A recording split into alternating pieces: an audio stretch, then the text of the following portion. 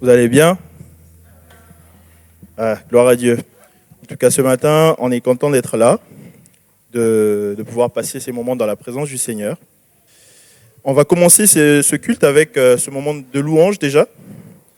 Et puis voilà, on va se laisser conduire par le Seigneur et qu'il nous parle ce matin. Amen.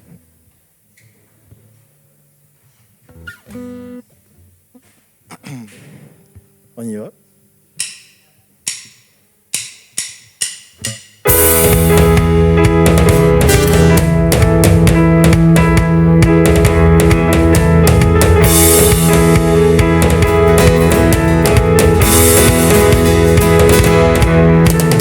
Perdu seul dans le noir, honteux et sans espoir, l'âme épuisée, le cœur brisé. Malgré tous mes efforts, jamais je ne m'en sors, dérivant sans but, sans direction. Perdu seul dans le noir, perdu seul dans le noir, honteux et sans espoir, l'âme épuisée, le cœur brisé. Malgré tous mes efforts, jamais je ne m'en sors, dérivant sans but, sans direction. On va dire j'allais errant de lieu en lieu. J'allais errant de lieu en lieu, tu as apparu devant mes yeux, et tu m'as dit que je n'étais pas seul.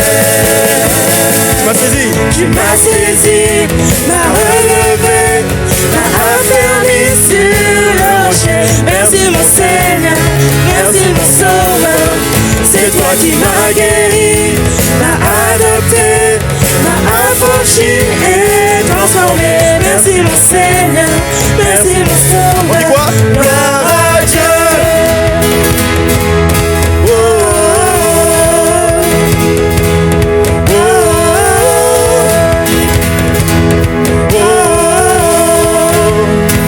Je ne peux nier l'évidence. Je ne peux nier l'évidence. Christ a gagné ma confiance, mais tout envolé, emporté par le vent. Adieu, adieu regret et fardeau, vous qui croyez à ma peau, je ne vous appartiens plus, je repars à zéro. Encore une fois, je ne peux nier l'évidence. Je ne peux nier l'évidence. Christ a gagné ma confiance, mais tout envolé, emporté par le vent. Adieu, adieu regret et fardeau, vous qui collez à ma peau, je ne vous appartiens plus, je repars à zéro. Et maintenant, et à jamais, je te louerai, tu m'as sauvé. J'étais perdu et tu m'as retrouvé. Tu m'as saisi, m'as relevé, m'as affermi sur le rocher. Merci mon Seigneur, merci mon Sauveur, c'est toi qui m'as guéri, m'as adopté, m'as affranchi et transformé. Merci mon Seigneur, merci mon Sauveur. Tu m'as saisi, c'est toi qui m'as saisi, m'as relevé, m'as affermi sur le rocher. Merci mon Seigneur, merci mon Sauveur, c'est toi qui m'as guéri, m'as adopté, m'as affranchi et transformé. Merci mon Seigneur, merci mon Sauveur. On dit quoi? Gloire à Dieu.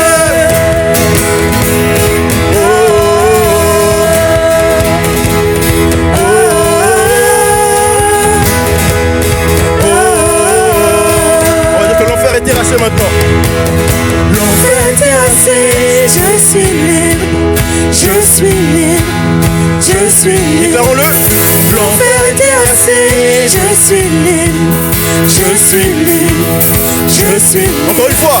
L'enfer est terrassé, je suis libre. Je suis libre, je suis libre. L'enfer est terrassé, je suis libre. Je suis libre.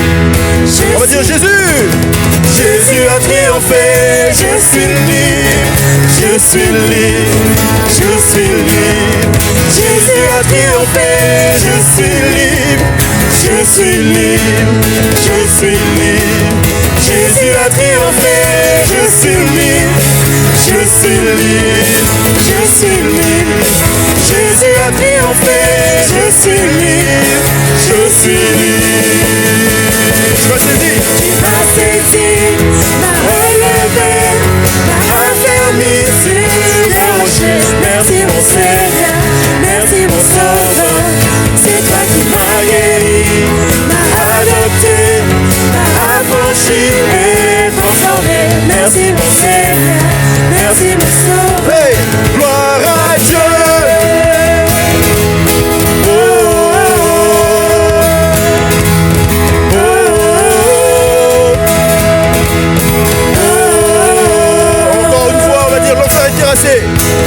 L'enfer est terrassé, je suis libre, je suis libre, je suis libre. L'enfer est terrassé, je suis libre, je suis libre, je suis libre. L'enfer est terrassé, je suis libre, je suis libre, je suis libre. L'enfer est terrassé, je suis libre, je suis libre, je suis libre. Jésus a triomphé. Jésus a triomphé, je suis libre, je suis libre, je suis libre. Jésus a triomphé, je suis libre, je suis libre, je suis Jésus. Jésus a triomphé, je suis libre, je suis libre, je suis libre. Jésus a triomphé, je suis libre, je suis libre. Tu m'as saisi, m'as relevé, m'as affermi sur le rocher. Merci mon Seigneur, merci mon Sauveur. C'est toi qui m'as guéri, m'as adopté, m'as affranchi et transformé. Merci mon Seigneur, merci mon Sauveur. Tu m'as saisi. C'est toi qui m'as saisi, m'as relevé, m'as affermi sur le rocher. Merci mon Seigneur, merci mon Sauveur. C'est toi qui m'as guéri, m'as adopté, m'as affranchi et transformé. Merci mon Seigneur, merci mon Sauveur. On dit quoi? Gloire à Dieu.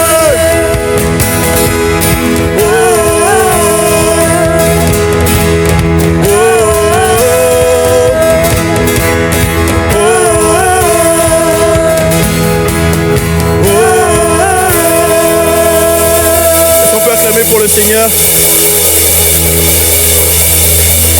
C'est par Jésus-Christ que nous sommes transformés, parce qu'il nous sort de tellement de situations. C'est lui qui nous a ramenés de là où on était. Peut-être qu'on était plongé dans le péché et on était peut-être inconsciemment plongé dans le péché. Il nous a sortis de là. Consciemment, j'en sais rien, mais on sort tous d'une vie où on était pécheurs et lui, il nous a pris, il nous a sortis de là. On va prendre ce chant encore qui dit que le Seigneur combat pour nous. Vous savez, qu'on le voit ou qu'on ne le voit pas, le Seigneur combat pour nous chaque jour. Chaque jour.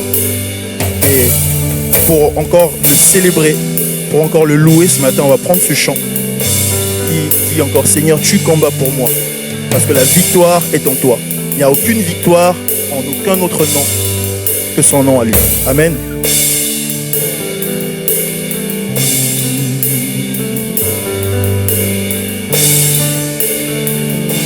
N'oublierai aucune de tes merveilles.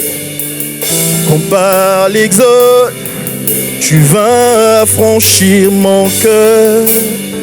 Tu m'as trouvé, libéré, ouvert la mer pour me délivrer. Oh Yahweh, Seigneur, Seigneur, tu combats pour moi. Dieu, la victoire est en toi. Alléluia, Alléluia. Tu as déchiré la mer et m'as guidé à travers. Alléluia. Alléluia. Oh.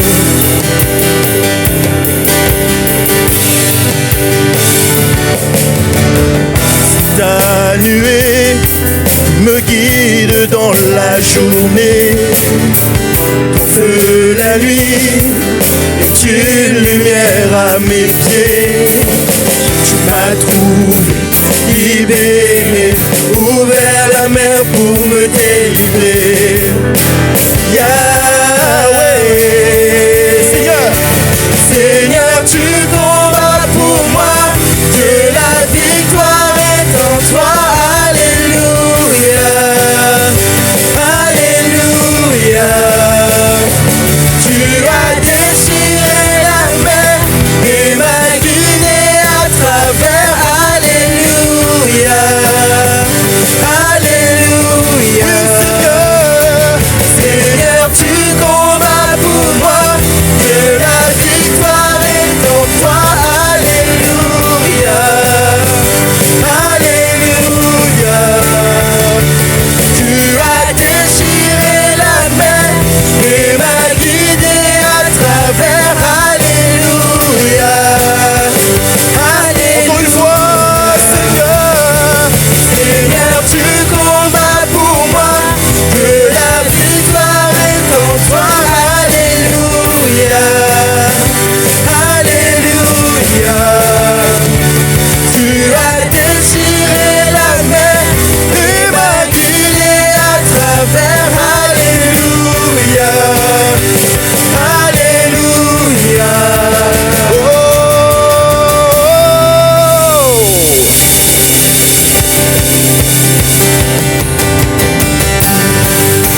Maintenant on va chanter que Dieu il vient nous prendre dans notre Égypte, ici qui serait peut-être notre péché ou quoi que ce soit d'autre. Il nous prit par la main et il nous mena vers la liberté. Amen.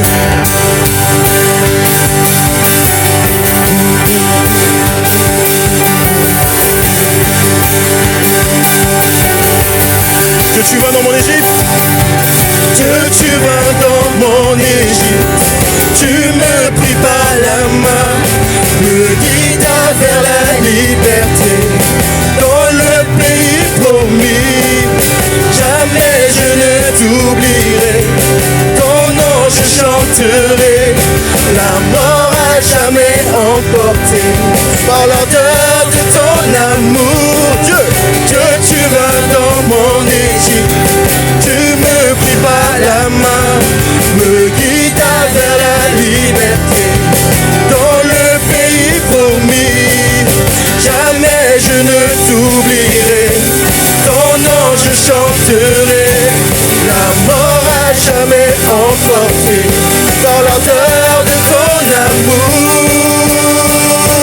Seigneur, Seigneur, tu combats pour moi, que la victoire est en toi. Alléluia, Alléluia. Tu as déchiré la mer et m'as guidé à travers. Alléluia, Alléluia. Oui, Seigneur, Seigneur, tu combats pour moi, que la victoire est en toi. Alléluia, Alléluia. Tu as déchiré la mer. Tu as déchiré la mer et m'as guidé à travers. Alléluia, Alléluia. Oui, Dieu, tu vas dans mon Égypte. Dieu, tu vas dans mon Égypte.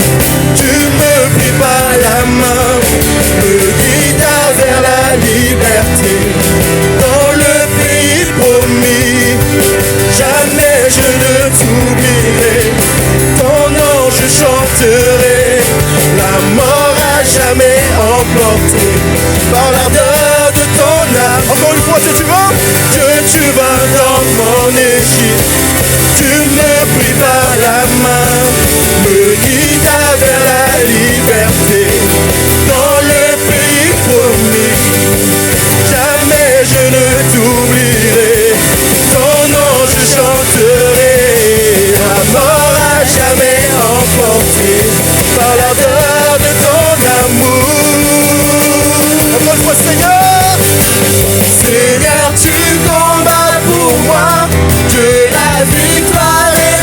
toi. Alléluia, Alléluia.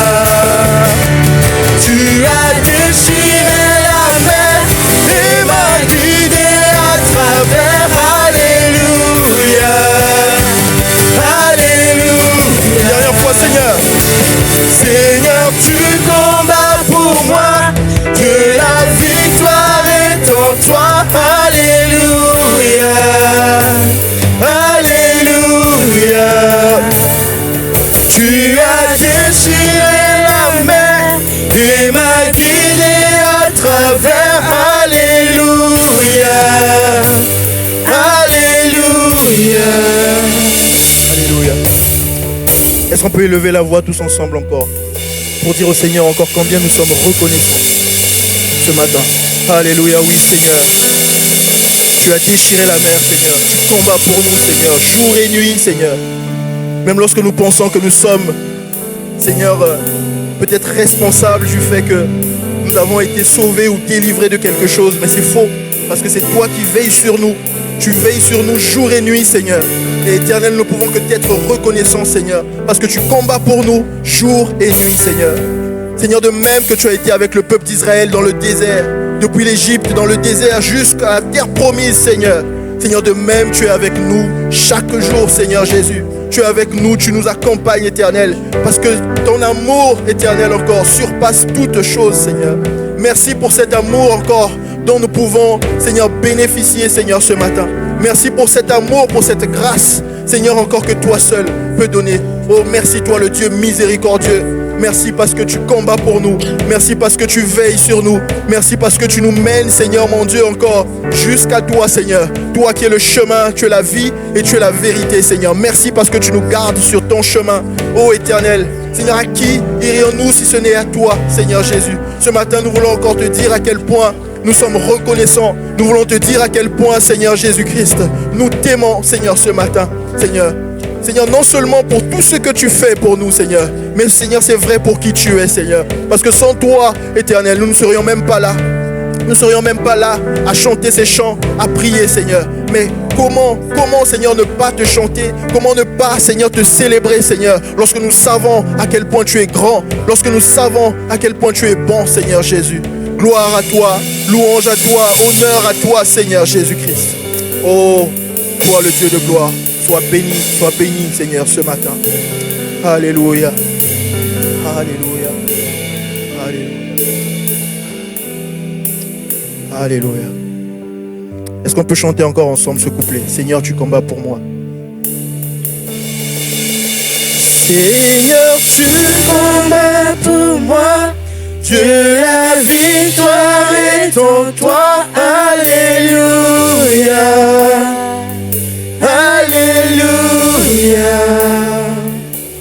Tu as déchiré la mer et m'as guidé à travers.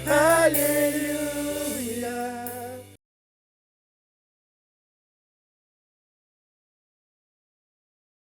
Comment allez-vous ce matin? Je vais nous entretenir sur un thème qui a été proposé par la jeunesse.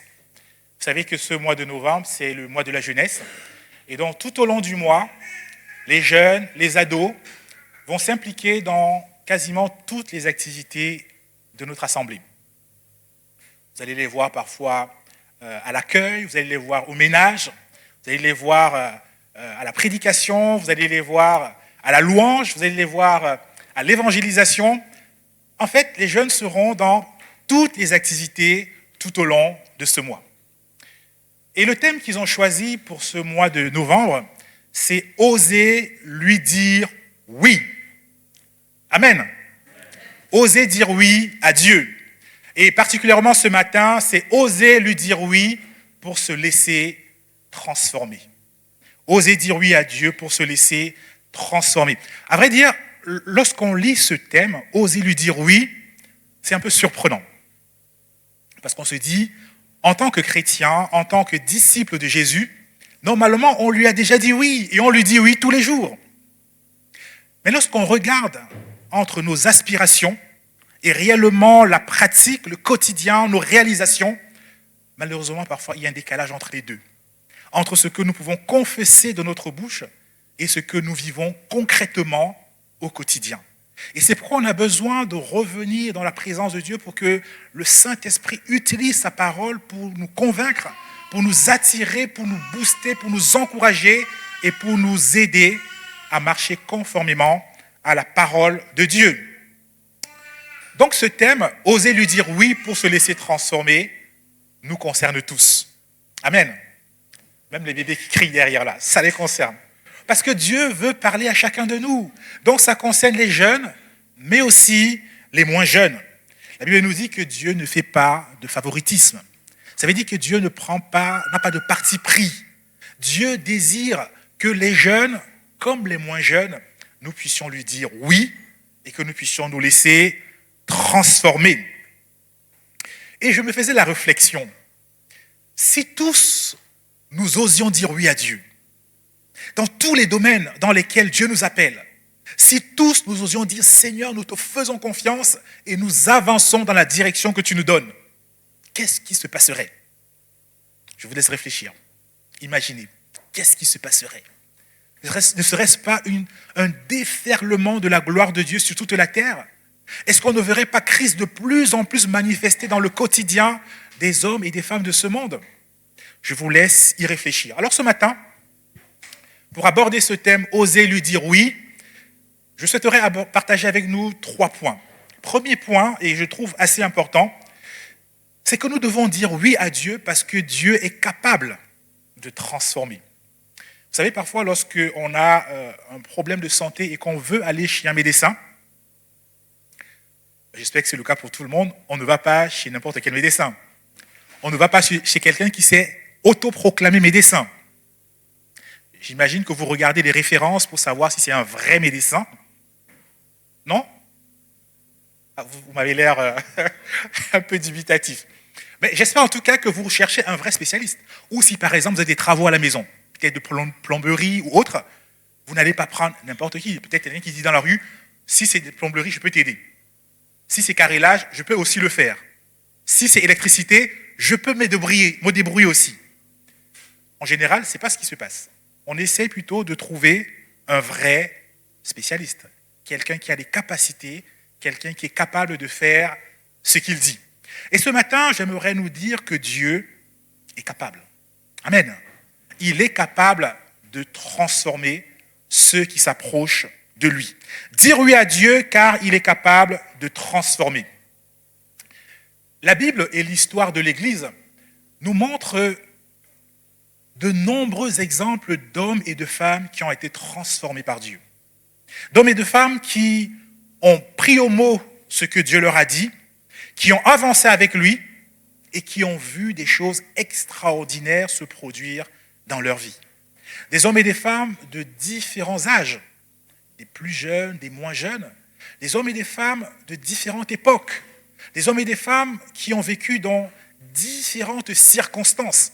Mais parce que tous ont fait confiance à Dieu, ils ont eu un impact déjà dans leur société, mais aussi un impact encore jusqu'aujourd'hui, qui continue à bénir des nations et qui continue à être un encouragement pour un plus grand nombre.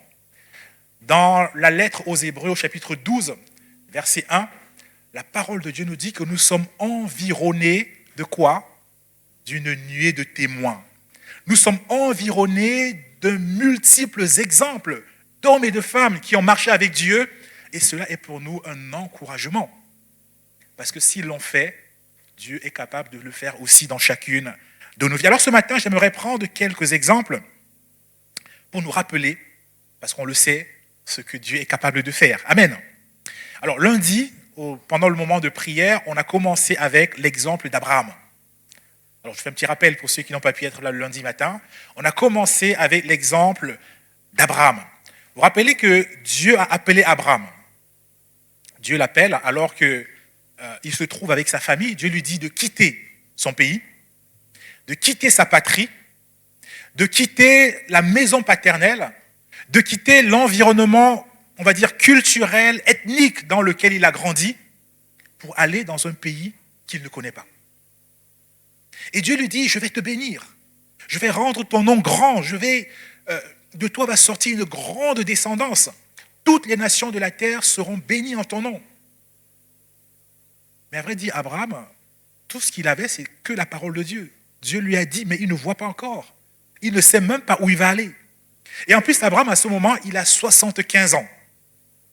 Ce n'est pas un jeune de 16 ans. 16 ans, on peut dire, bon, il n'a pas encore construit sa vie ici, il peut aller ailleurs. Mais Abraham, à 75 ans, il s'est déjà établi. Il est marié, il prospère financièrement, il a établi des relations amicales, des relations dans le voisinage. Au bout de 75 ans, il connaît quand même quelques personnes. Et là, Dieu lui dit, abandonne tout, laisse tout, quitte et va dans le lieu que je te montrerai. Et vous connaissez l'histoire, Abraham a obéi à Dieu. Abraham a accepté ce que Dieu lui a dit, il s'est levé, il est parti. Il a fait confiance à Dieu et aujourd'hui Abraham est appelé le père des croyants. De lui, effectivement, Dieu a fait sortir une descendance qui est une bénédiction pour toute la terre. Jésus-Christ, le descendant d'Abraham, est celui par qui Dieu donne la vie à toute personne qui se tourne vers lui. Car Dieu a tant aimé le monde qu'il a donné Jésus-Christ, son Fils unique, afin que quiconque croit en lui ne périsse pas, mais qu'il ait la vie éternelle. La vie n'a pas été facile pour Abraham. Je ne vais pas revenir sur toute sa vie, mais nous savons qu'il est passé par des moments difficiles, des moments où même sa femme a été enlevée. Mais Dieu a été fidèle et Dieu a accompli pour lui toutes les promesses qu'il lui avait faites. Oui, parce que cet homme a osé dire oui à Dieu. Il a osé s'engager avec Dieu. Il a osé prendre les paroles de Dieu au sérieux. Alors Dieu a fait de lui une bénédiction pour toutes les nations. Il est le Père des croyants. Le deuxième exemple que je souhaitais partager avec nous, c'est l'exemple de Élie. C'est l'exemple de Élie. On le trouve dans 1 Roi, chapitre 17. Alors Élie est un prophète, un porte-parole de Dieu, quelqu'un qui donne des paroles de la part de Dieu, mais c'est aussi quelqu'un qui s'est engagé avec Dieu, quelqu'un qui a pris à cœur de vivre pour Dieu dans un contexte où même les responsables, le roi, malheureusement, ne s'attachaient plus réellement à la parole de Dieu. Alors dans cette période-là, Dieu va dire à Élie de dire qu'il y aura une sécheresse dans le pays. Et Élie va faire confiance à Dieu. Il va annoncer la sécheresse dans le pays. Il n'y aura pas de pluie si ce n'est à la parole d'Élie. Et Dieu demande à Élie de quitter le lieu où il est et d'aller près d'un torrent, le torrent des Kérith. Et là, Dieu va le nourrir en envoyant des corbeaux. Alors, je ne sais pas trop si vous, on vous disait aujourd'hui, va à la tour Eiffel et là-bas, Dieu te nourrira avec des corbeaux.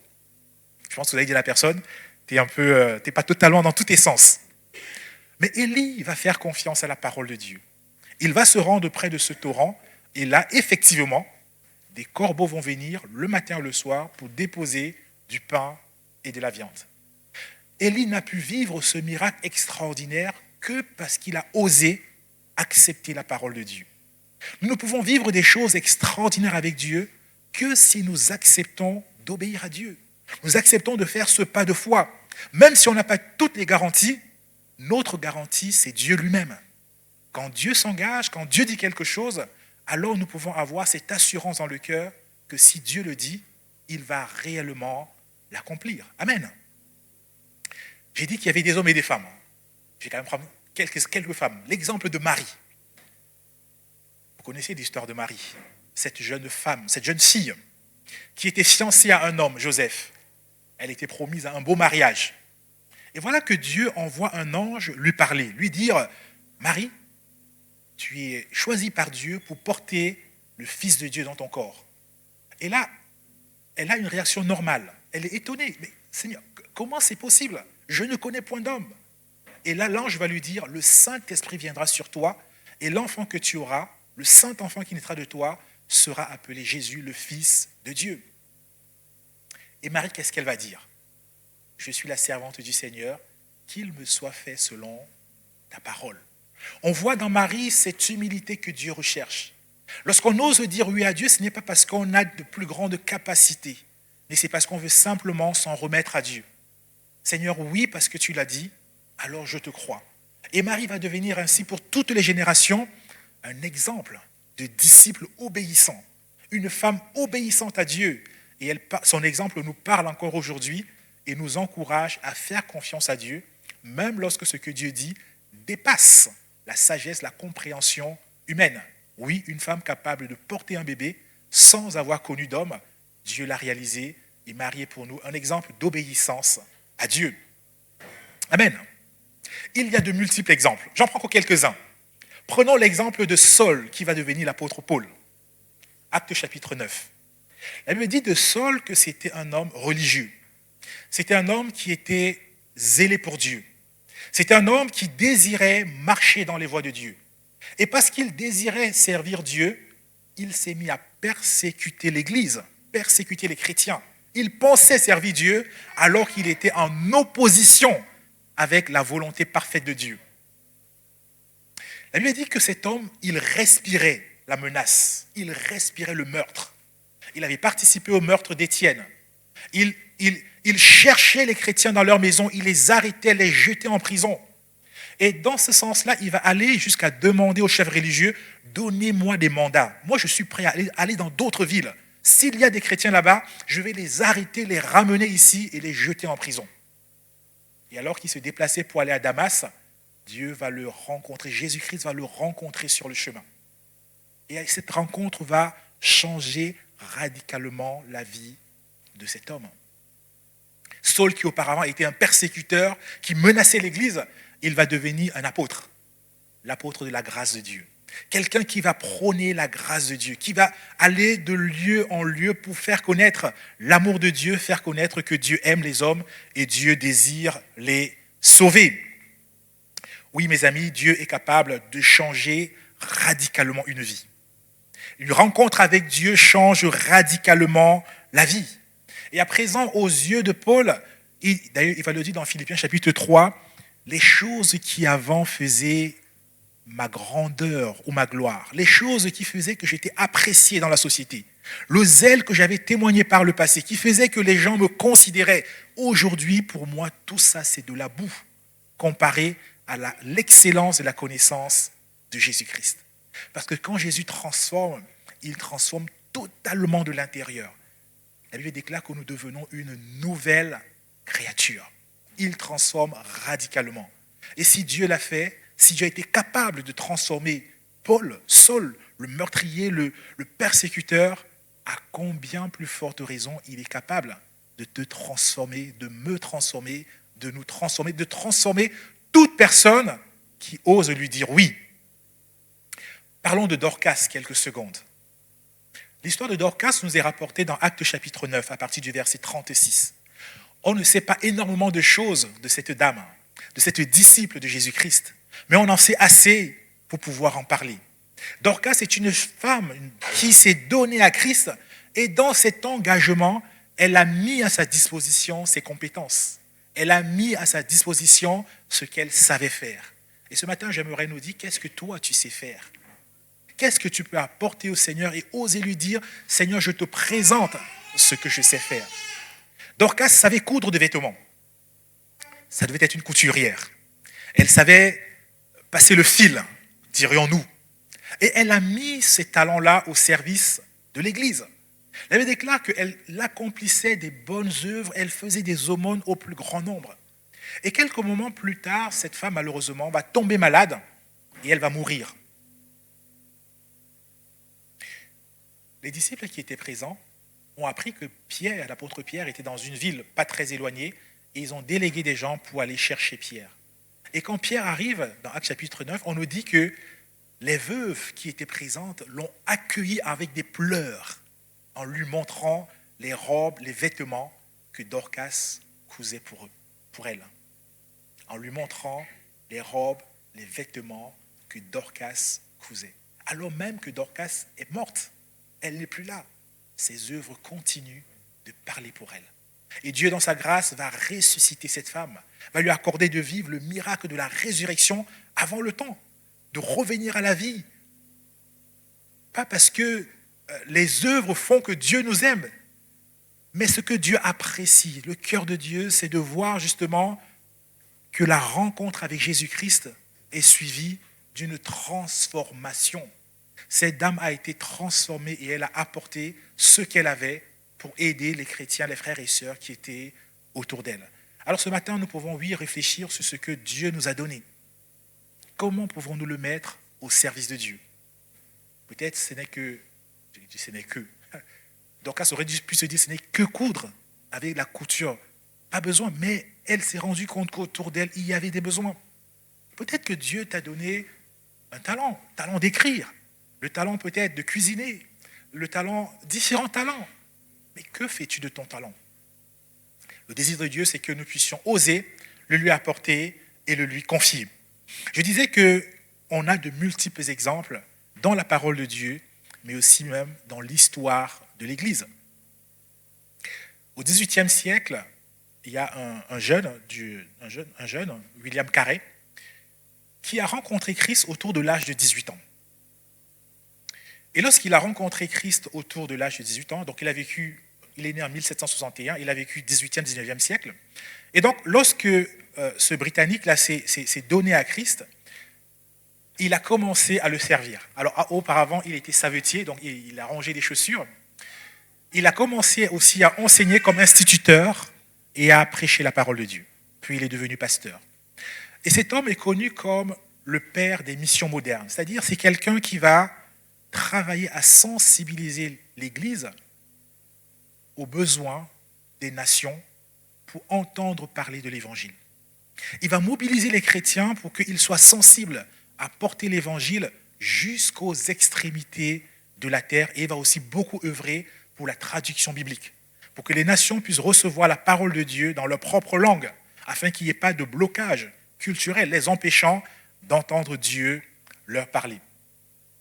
Et William Carey, il avait, alors parmi ces différentes maximes, il avait une qui était assez connue.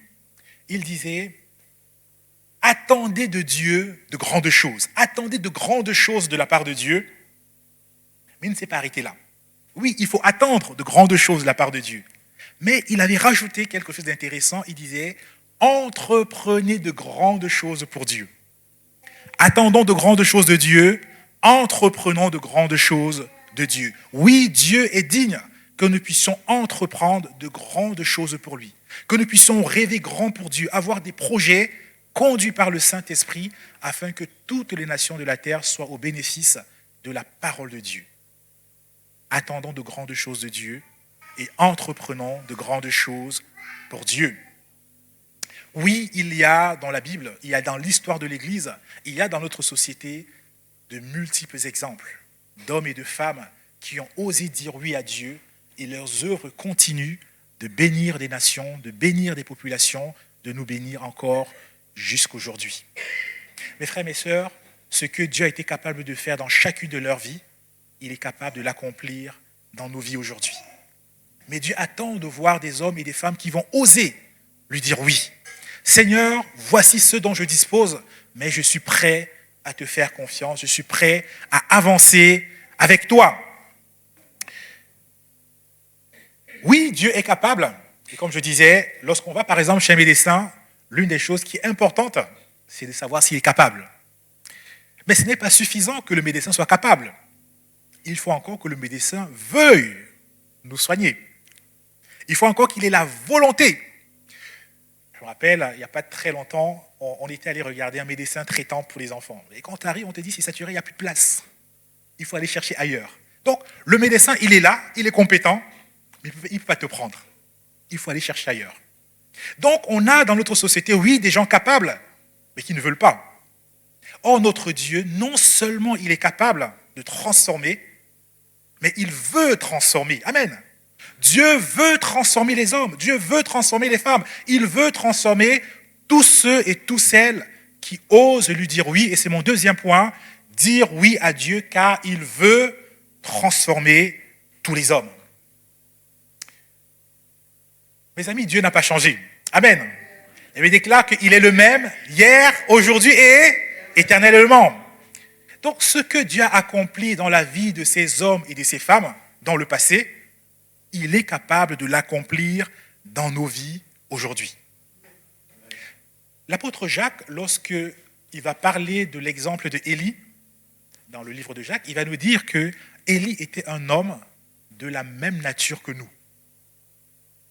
il pria, et pendant 3 ans et demi, aucune goutte de pluie ne tomba sur le sol. Et puis il pria de nouveau, et la pluie se mit à tomber, et les récoltes purent être faites. Élie était un homme de la même nature que toi et moi. Dit autrement, c'était un homme semblable à nous. Alors je vais peut-être le dire différemment. C'était un homme qui avait les mêmes limitations que vous et moi. Il avait les mêmes défis dans la société que vous et moi. Il avait les mêmes oppositions, les mêmes opportunités. C'était un homme de la même nature que vous et moi.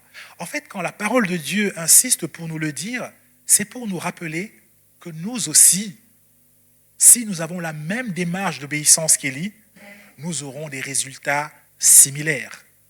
Parce que Dieu ne change pas, Dieu est le même. Si Élie a pu prier, s'adresser à Dieu et Dieu a arrêté la pluie, nous pouvons demander à Dieu des bénédictions pour la génération dans laquelle nous sommes. Prier afin que les hommes et les femmes de notre génération puissent rencontrer Dieu, puissent être arrosés de la pluie du ciel et se tourner vers Dieu. Élie était un homme de la même nature que vous et moi. Et ce matin, j'aimerais simplement, en rappelant cette vérité de la parole de Dieu, nous encourager à réaliser que ce qui a fait le secret de ces hommes et de ces femmes, c'est simplement d'avoir osé dire oui, d'avoir osé faire confiance à Dieu. Ils n'avaient pas toutes les assurances que peut-être on peut demander aujourd'hui. Seigneur, si tu m'envoies, qui va me soutenir? Comment ça va se passer? Donne-moi ci, donne-moi ça. Mais ils avaient simplement un désir. Seigneur, si tu l'as dit, alors je veux t'obéir. Ils avaient les mêmes faiblesses. Ça veut dire qu'ils avaient aussi les mêmes doutes que nous. Ils avaient peut-être les mêmes difficultés à accepter en disant, mais Seigneur, comment ça va se passer? Mais ils ont surpassé ces points-là en faisant simplement confiance en Dieu, en disant, Seigneur, puisque tu l'as dit, je vais avec toi. Je m'engage et je vais proclamer la parole que tu m'as donnée. Il était semblable à nous. Mais bien aimé, Dieu nous voit comme ces héros capables d'oser lui dire oui, de se laisser transformer et de vivre pleinement sa parole. David, alors qu'il regardait ce qu'il avait vécu avec Dieu, dans le psaume 37, verset 25, il dit ceci, « J'ai été jeune, j'ai vieilli, et je n'ai point vu le juste abandonné, ni sa postérité mendiant son pain. » Paul veut nous dire ainsi que Dieu est fidèle. Dieu est fidèle. Dieu est fidèle. Lorsqu'on s'engage avec Dieu, lorsqu'on décide d'obéir à Dieu, nous avons l'assurance que Dieu ne nous abandonnera pas. David est passé par de multiples situations difficiles. Il a été pourchassé par le roi Saül. Il a été en proie aux Philistins, en proie à différentes difficultés. Mais il dit, je n'ai jamais vu le juste abandonné de Dieu. Dieu n'a pas changé. Ce qu'il a fait par le passé, il est encore capable de le faire aujourd'hui. De plus, la parole de Dieu nous dit que Dieu ne fait pas de favoritisme. Romains chapitre 2, verset 11. Dieu n'a pas de parti pris. Alors, du pays d'origine d'où je viens, on dit Dieu ne fait pas la combine. Et Dieu ne fait pas de petits plans avec certains pour exclure d'autres. Non, Dieu est le juste juge de toute la terre. Ça veut dire que Dieu traite équitablement tous les êtres humains. On ne peut pas dire que mais Dieu, Élie, c'était ton chouchou, c'est pour ça. Non, Dieu traite équitablement tous les êtres humains. Mon ami, ce matin, je te dire que ne te dis pas non, je suis arrivé trop en retard dans la vie chrétienne. Ceux-là, ils étaient trop là avant moi. Donc, forcément, Dieu fait des distinctions. Non. Dieu traite équitablement tous ses enfants. Il nous aime tous. Le désir de Dieu, c'est que nous osions croire dans ses paroles, accepter ce qu'il dit et nous mettre en marche avec lui. Parce que Dieu veut bénir chacun des êtres humains qu'il a créés.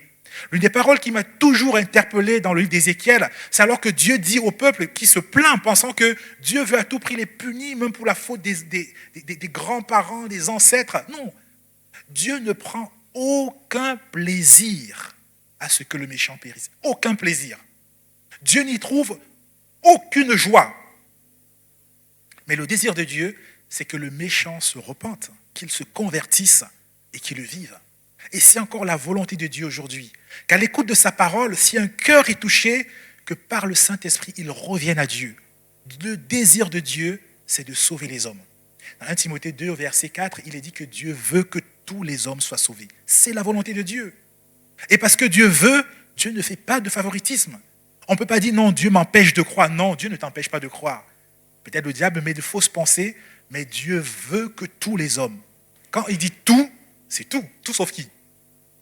Tout le monde. Dieu veut que tous les hommes soient sauvés et qu'ils parviennent à la connaissance de la vérité. Donc, le désir de Dieu, c'est réellement que si nous osions croire dans ses paroles, accepter, avancer avec lui, que nous aussi nous puissions expérimenter ce que Dieu a fait avec ceux qui nous ont précédés.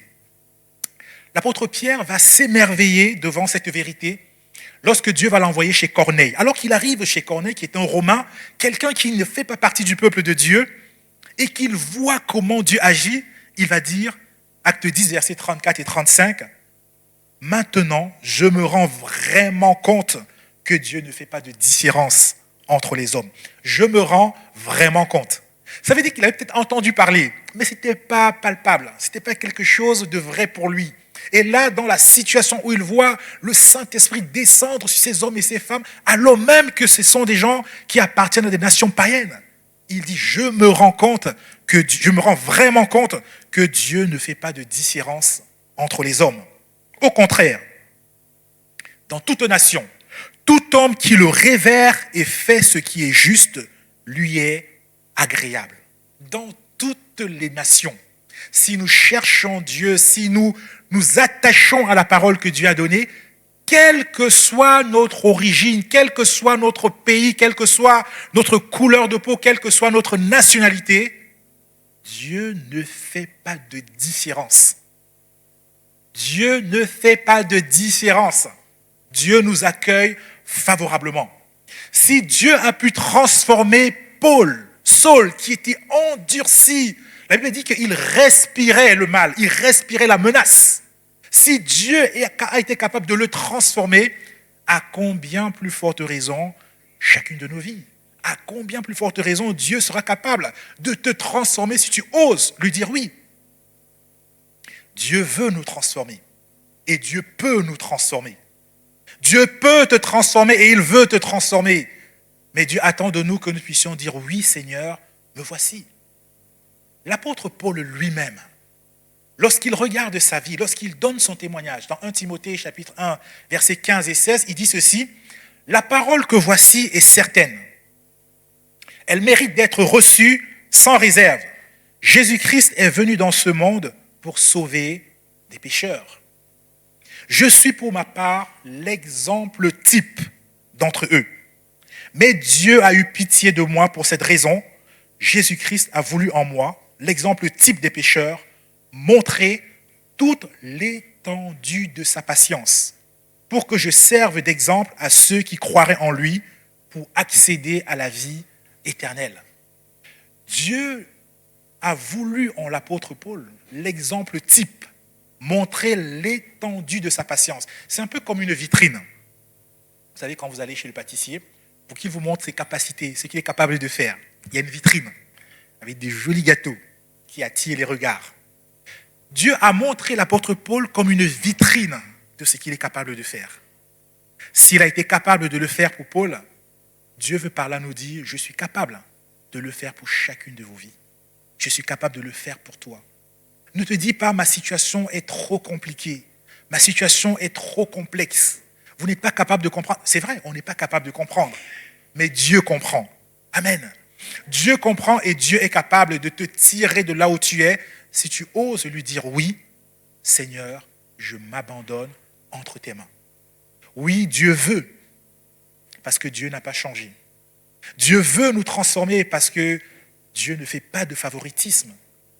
Dieu veut nous transformer parce qu'il sait que nous ne pouvons pas y arriver par nous-mêmes. Nous ne pouvons pas nous transformer nous-mêmes. Nous ne pouvons pas nous changer nous-mêmes. Le prophète Jérémie faisait déjà ce constat il y a bien longtemps. Dans Jérémie, chapitre 13, au verset 23, Jérémie dit ceci, Un Éthiopien peut-il changer la couleur de sa peau? Peut-il se peindre? Ça restera combien de temps? Peut-il prendre des produits? Le prendra-t-il à vie? Est-ce qu'un léopard peut changer les taches de son pelage? De même, comment pourriez-vous vous mettre à bien agir, vous qui avez pris l'habitude de commettre le mal? Jérémie 13, verset 23. Ce constat est encore valable aujourd'hui. Comment pouvons-nous nous affectionner aux choses d'en haut? Comment pouvons-nous nous affectionner aux choses qui sont là où Christ est assis à la droite de Dieu, alors que nous avons pris l'habitude de nous affectionner aux choses de la terre? Comment pourrions-nous aimer Dieu de tout notre cœur, alors que dans notre cœur, on garde déjà une partie pour certaines choses sur cette terre? Oui, le constat de Jérémie est encore le même aujourd'hui. Comment pourrions-nous aimer la droiture et la justice de tout notre cœur, alors qu'on a pris l'habitude de contourner peut-être les règles ou de vivre un peu dans la compromission? Nous ne pouvons pas nous changer nous-mêmes. Mais ce qui nous est impossible, alléluia, est possible à Dieu. Dieu peut nous changer et il veut nous changer parce qu'il nous aime. Dans Jean 6, au verset 28 et 29, après que Jésus ait multiplié 5 pains et 2 poissons, qu'il ait nourri une foule d'environ 5000 hommes, sans compter les femmes et les enfants, il nous est dit que la foule va se mettre à le chercher le lendemain. Et lorsqu'ils vont le trouver, Jésus, ils vont lui dire, dis-nous quelle est l'œuvre, quelle œuvre Dieu veut que nous accomplissions. Qu'est-ce que Dieu veut que nous accomplissions? Ce qui est quand même assez parlant dans cette question que pose la foule, c'est qu'en tant qu'être humain, on a toujours l'impression que Dieu veut qu'on fasse quelque chose. Qu'est-ce que je peux faire pour plaire à Dieu? Est-ce que si par exemple je prie 5 fois par jour? Est-ce que si je jeûne 2 fois par semaine? Est-ce que ça, c'est ce que l'œuvre de Dieu, est-ce que Dieu veut que j'accomplisse? Rappelez-vous, ces deux qui étaient montés prier au temple, et on nous dit qu'il y avait un qui se tenait debout et qui énumérait ses exploits devant Dieu. Oh, je donne la dîme de la menthe, je donne ceci, je prie combien de fois, je jeûne, je ne suis pas comme tel qui est là-bas, quelqu'un de méchant. Et on nous dit que quand il rentra chez lui, il n'était même pas écouté par Dieu. Sa prière était restée au niveau de sa tête là. C'était comme sa couronne, mais ce n'est pas allé au ciel. Parce que l'œuvre de Dieu, ce que Dieu attend de nous, ce n'est pas que nous fassions 1000 et 10 000 choses pour lui. Et d'ailleurs, Jésus va très bien répondre dans Jean 5 au verset 29. L'œuvre de Dieu, ce que Dieu attend de chaque être humain, c'est que tu crois en celui que Dieu lui-même a envoyé. Et quelle est la preuve que c'est lui que Dieu a envoyé? C'est le seul qui est mort, qui est ressuscité et qui est monté au ciel. Il n'y en a aucun autre sur toute la terre. Et c'est pourquoi nous pouvons avec confiance faire entièrement confiance à la personne de Jésus-Christ, parce qu'il est celui que Dieu a envoyé. L'œuvre de Dieu, c'est que nous croyons en celui que Dieu a envoyé.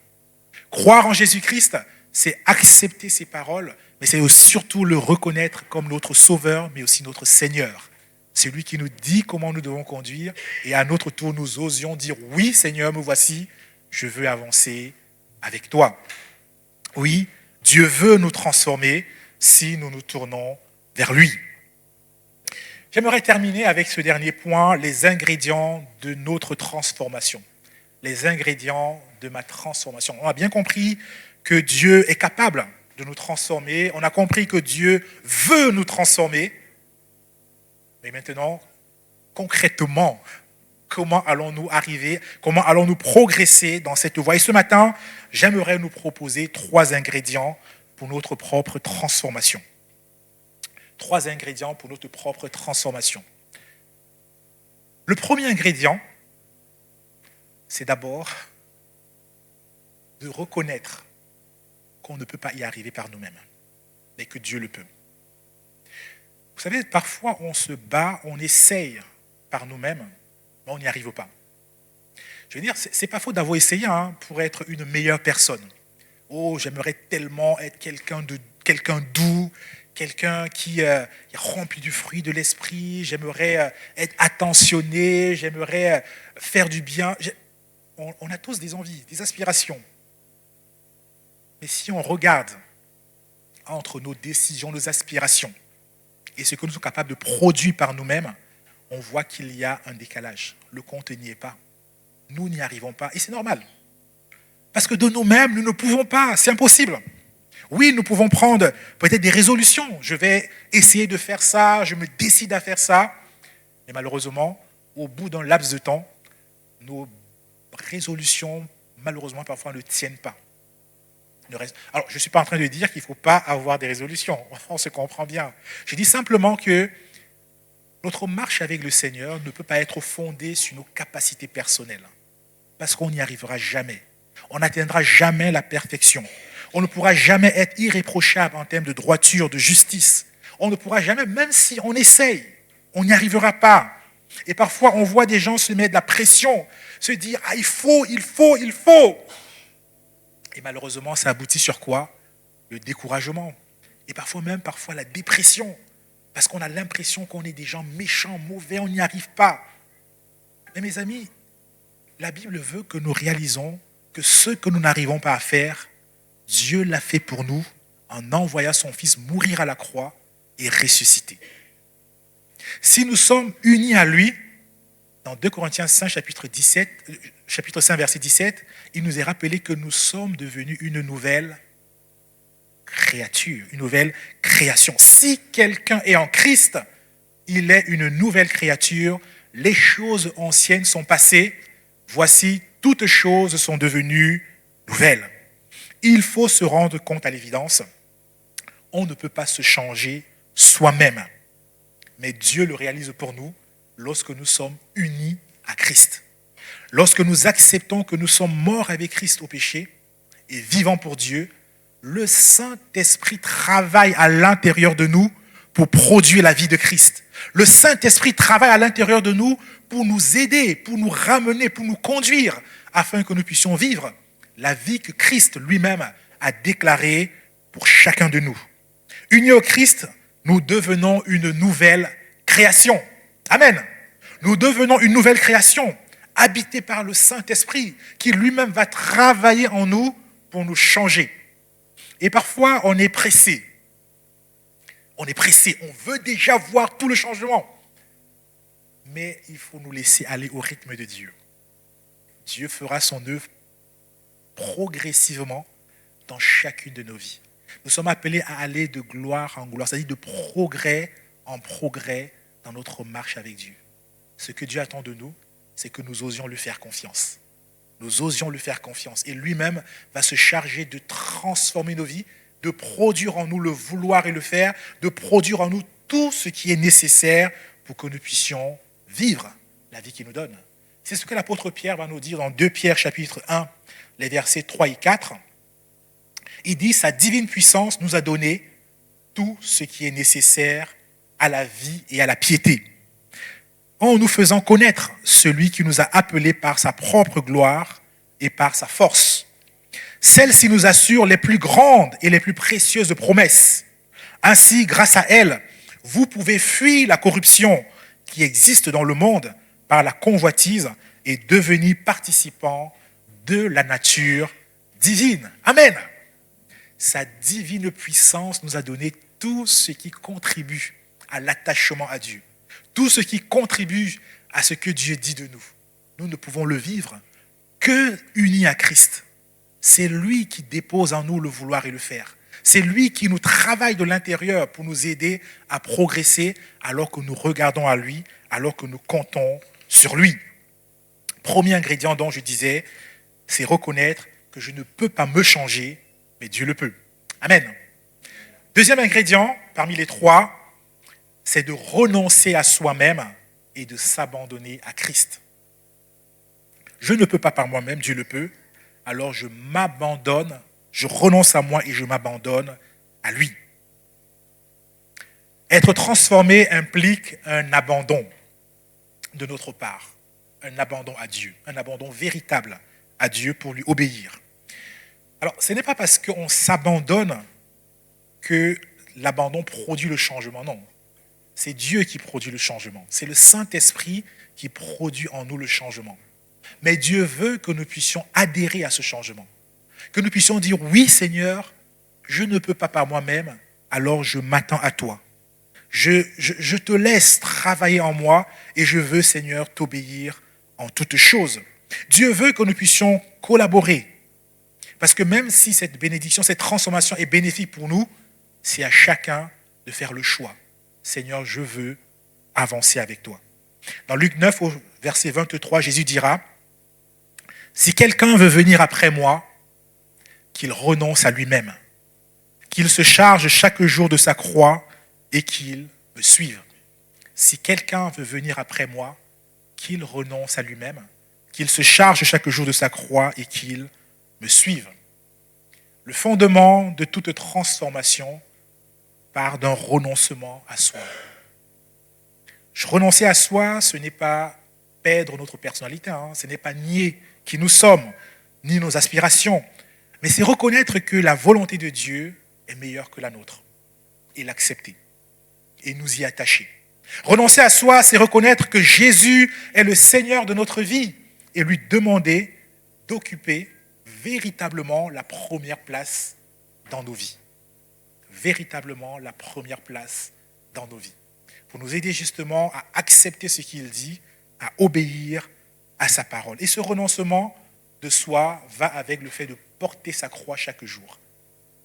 D'accepter de vivre pour la mission que Dieu nous donne chaque jour. Jésus a pu dire dans Jean 4, verset 34, « Ma nourriture est de faire la volonté de celui qui m'a envoyé. » Porter notre croix, c'est accepter de faire la volonté de celui qui nous a appelés tous les jours. Et c'est chaque jour que nous sommes appelés à porter notre croix, c'est-à-dire à faire la volonté de Dieu dans toutes les circonstances par lesquelles nous passons. Le troisième ingrédient, et ce sera le dernier ingrédient, c'est collaborer avec le Saint-Esprit. Collaborer avec le Saint-Esprit. Le Saint-Esprit, Dieu lui-même, travaille en nous pour produire l'image de Christ. Dans Romains 8, au verset 29, il nous est rappelé que nous tous qui avons été appelés, Dieu veut que nous ressemblions à son Fils bien-aimé, Jésus-Christ, qui est pour nous comme l'aîné dans la famille. Dans Éphésiens 4, versets 20 à 24, il est dit « Mais vous, ce n'est pas ainsi que vous avez appris ce que signifie pour vous le Christ. » Alors que l'apôtre Paul interpelle justement les Éphésiens pour leur montrer que là, dans la vie chrétienne, on s'attend à l'Esprit de Dieu et c'est lui qui nous donne de produire le fruit qui vient de Dieu. Il dit « Puisque vous avez compris ce qu'il est et qu'on vous a enseigné à vous qui êtes chrétiens, ce qui est conforme à la vérité de Jésus, qui est en Jésus. Cela consiste à vous débarrasser de votre ancienne manière de vivre, celle de l'homme que vous étiez autrefois, et que les désirs trompeurs mènent à la ruine, et à être renouvelé par le changement de ce qui oriente votre pensée, et à vous revêtir de l'homme nouveau, créé conformément à la pensée de Dieu, pour mener une vie juste et sainte que produit la vérité. L'enseignement de la parole de Dieu nous montre que nous devons nous débarrasser. Laisser être changé dans notre mentalité pour nous débarrasser et pour débarrasser de tout ce qui faisait notre ancienne vie, ce qui nous éloignait de Dieu, pour revêtir l'homme tel que Dieu l'a pensé, tel que Dieu l'a conçu. Et celui qui travaille à changer notre mentalité, à changer notre façon de penser, la personne qui travaille en nous, c'est le Saint-Esprit.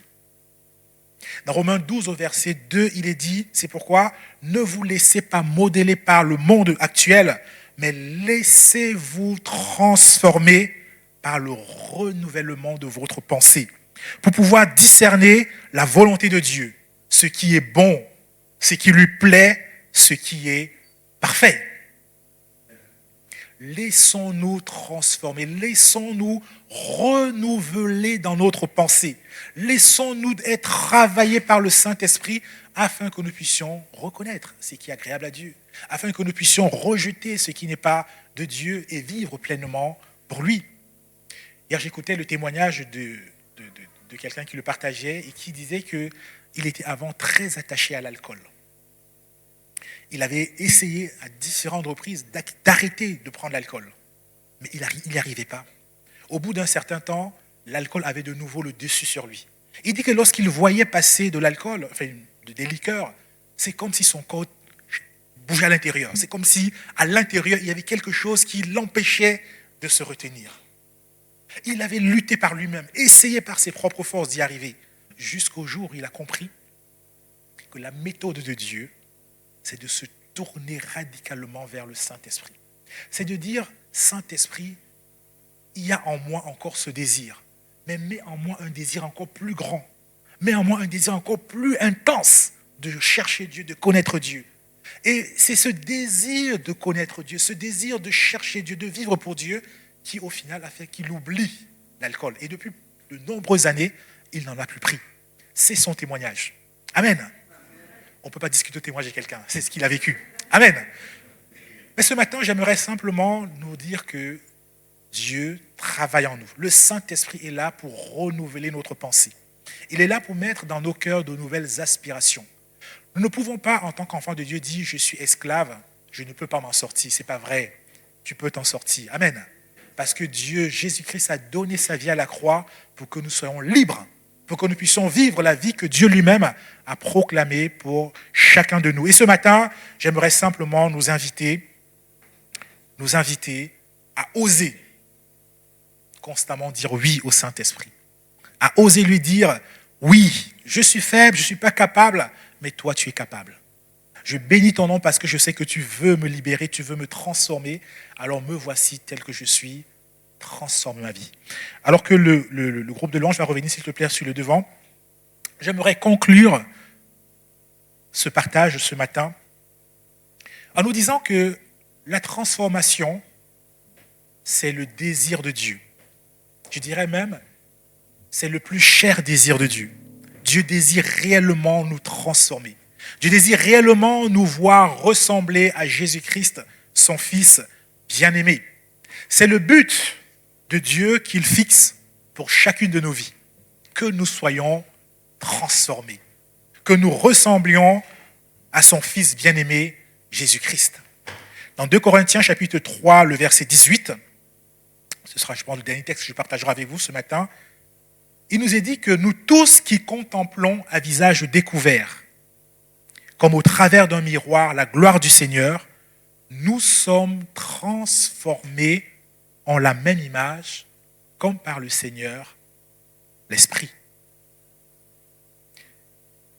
Nous tous qui à visage découvert, contemplons, comme au travers d'un miroir, la gloire du Seigneur, nous sommes transformés en la même image, comme par le Seigneur, l'Esprit. Alors que tu contemples Dieu, alors que tu t'attends à lui, alors que tu regardes à ce qu'il a accompli, alors que tu regardes à ce qu'il est capable de faire, à ce qu'il veut faire, le Saint-Esprit transforme nos vies pour que nous ressemblions de plus en plus, pour qu'au travers de nos vies, la gloire de Christ soit manifestée sur cette terre, qu'au travers de nos vies, des hommes et des femmes puissent être au bénéfice de l'œuvre merveilleuse que Christ a accomplie à la croix. Que je sois incapable de me changer moi-même, ce n'est pas un problème. Le problème, c'est si je ne laisse pas le Saint-Esprit me transformer. Oui, ce que je ne suis pas capable de faire, Dieu est capable de le faire. Et il veut le faire pour chacune de nos vies. Alors si nous venons à lui, reconnaissant que nous sommes incapables, il est celui qui va nous transformer. Mais pour cela, il faut oser lui dire oui. Il faut oser remettre nos vies entre ses mains. Dieu l'a fait pour de multiples personnes. Il l'a fait pour Paul, il l'a fait pour Pierre, il l'a fait pour Dorcas, il l'a fait pour Marie, il l'a fait pour de multiples personnes. Et Dieu veut le faire pour toi et pour moi aujourd'hui. Dieu veut encore se saisir, se transformer nos vies parce que Dieu n'a pas changé. Il ne fait pas de favoritisme. Dieu n'a pas de parti pris, c'est le juste juge de toute la terre. Alors Dieu veut, alors que peut-être nous osions lui dire « Oui Seigneur, me voici, transforme ma vie », Dieu veut réellement transformer nos vies.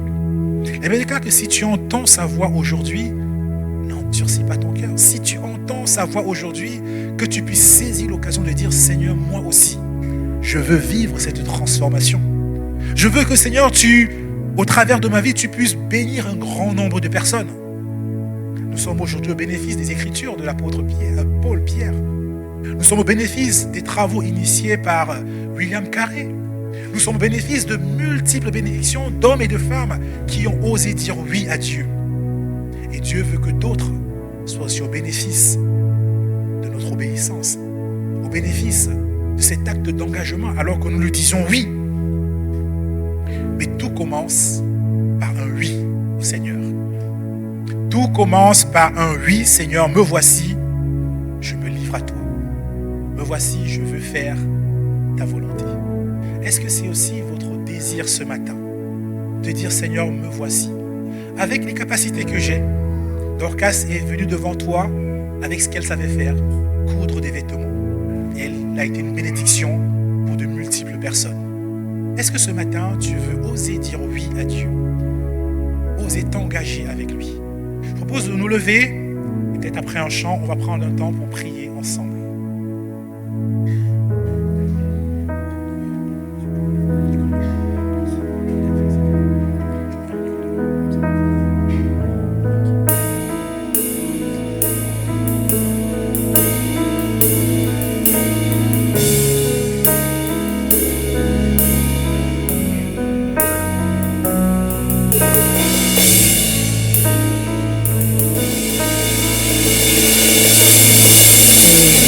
Éveille-toi, mon âme. Éveille-toi, mon âme. Voici l'aurore sort du sommet. Éveille-toi.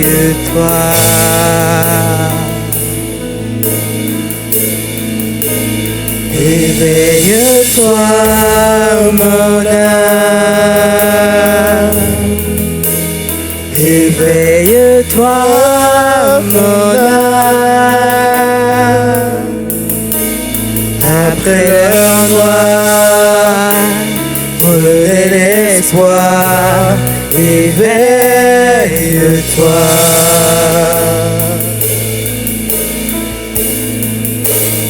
Il a souffert, il s'est livré, sacrifié là sur le bois. Il s'est offert, il a payé, il t'a acheté. Éveille-toi. Il a souffert. Il a souffert, il s'est livré, sacrifié là sur le bois. Il s'est offert, il a payé, il t'a racheté. Éveille-toi. Tu n'es plus seul, mon âme. Tu n'es plus seul, mon âme. Toi qui étais nu, pauvre et aveugle, relève-toi.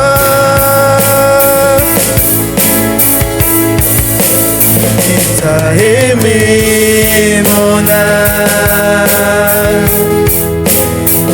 T'as aimé mon âme. Le Dieu des merveilles. Le Dieu des merveilles.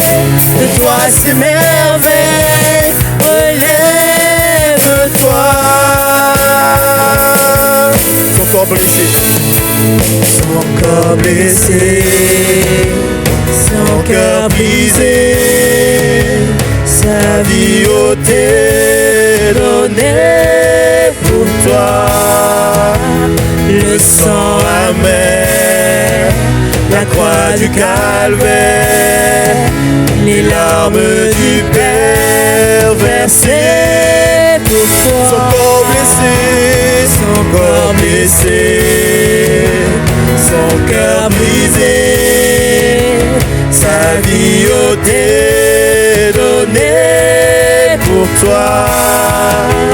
Le sang amer, la croix du calvaire, les larmes du Père versées. encore une fois son corps blessé.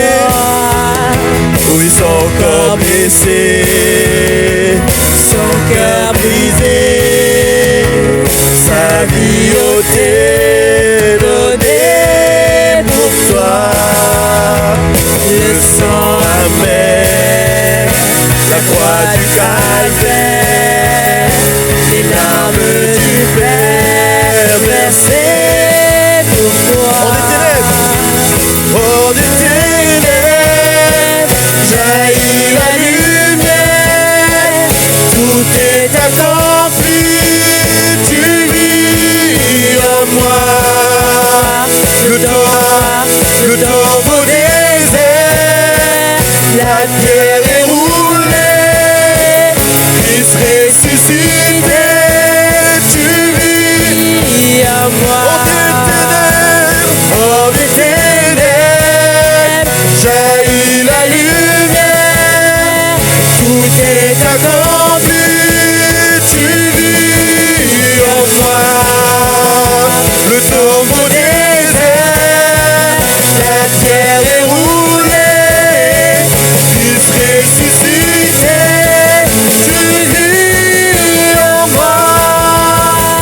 Réveille-toi, mon âme. Réveille-toi, mon âme.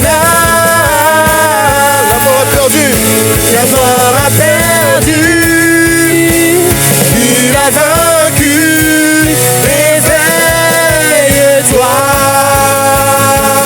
Oui, éveille-toi.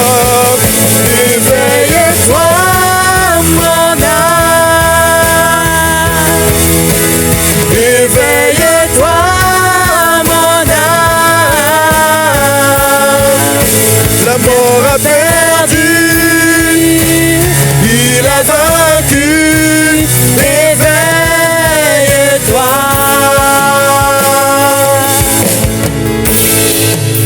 La mort a Perdu,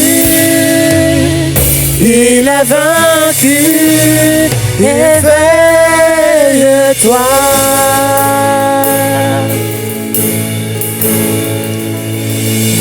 Réveille-toi, mon âme. Éveille-toi, mon âme. Viens à ses pieds, viens l'adorer. Éveille-toi.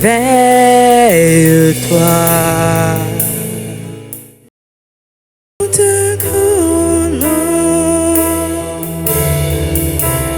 nous te proclamons. Jésus, nous te couronnons,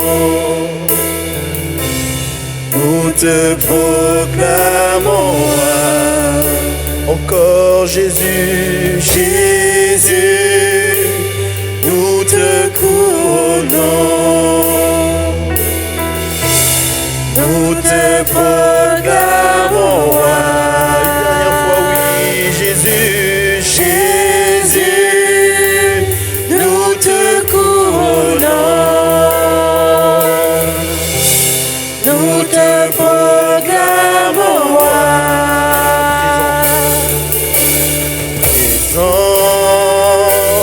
Au milieu de nous, nous t'élevons par nos chants. Nous t'adorons, nous t'exaltons. Viens d'établir. Viens établir notre éternel. Pardonne-nous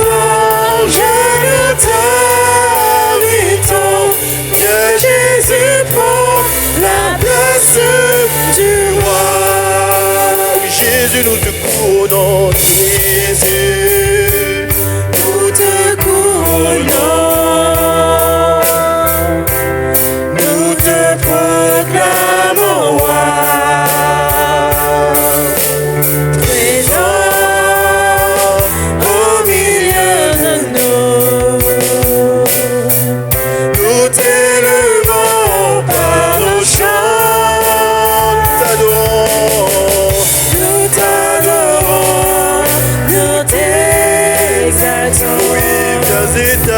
viens établir ton trône éternel. Par nos louanges, nous t'invitons. Viens Jésus, prends la place du roi. Et Jésus, nous couronnons, Jésus, nous te couronnons. Oui, proclamons ces paroles avec foi. Nous te proclamons roi. Présent au milieu de nous.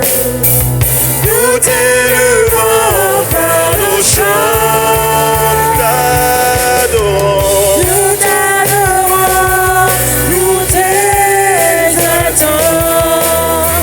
Viens établir ton trône éternel. Par nos louanges, nous t'invitons. Viens Jésus, prends la place du roi. Nous t'adorons, nous t'exaltons. Viens établir ton trône éternel. Par nos louanges, nous t'invitons. Viens Jésus, prends la place du roi. Oui, nous t'adorons. Nous t'adorons, nous t'exaltons. Nous t'adorons encore une fois. Nous t'adorons, nous t'exaltons. Viens établir ton trône éternel. Par nos louanges, nous t'invitons. Viens Jésus, prends la place. Oui, viens Jésus, prends la place. Oui, viens Jésus, la place. Oui, viens Jésus, prends la place du roi.